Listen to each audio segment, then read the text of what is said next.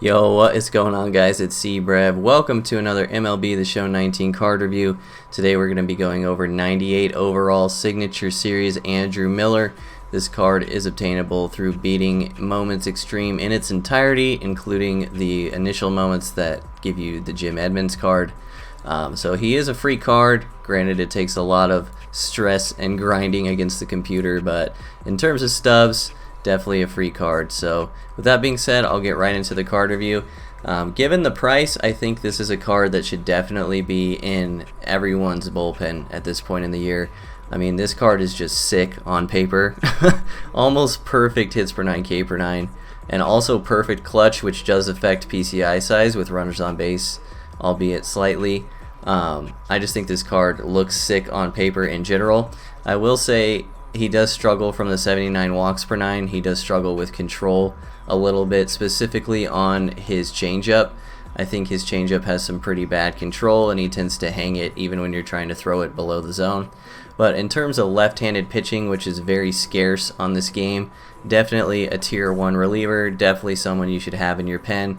There's an argument to be made for either running 5 righties, 2 lefties, or 4 righties, 3 lefties in your bullpen.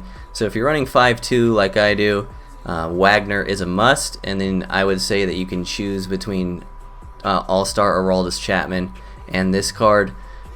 If you're running 4-3, I would suggest just running Wagner, Chapman, and Miller. So that would be my ideal left-handed bullpen.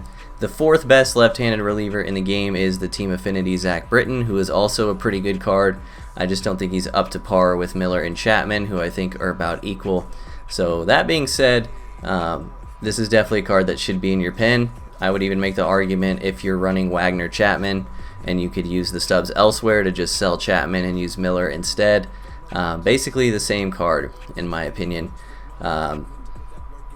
Chapman is a little more deceptive and has better stuff, but obviously Miller is easier to control with analog and better against lefties, in my opinion. So pros and cons of each. I will say the one thing I want to talk about with this card is his stuff isn't necessarily deceptive. Really, you're relying on your per 9s with this card to get weak contact. So it's really important when you're pitching with a card like this to understand the type of player that you're facing.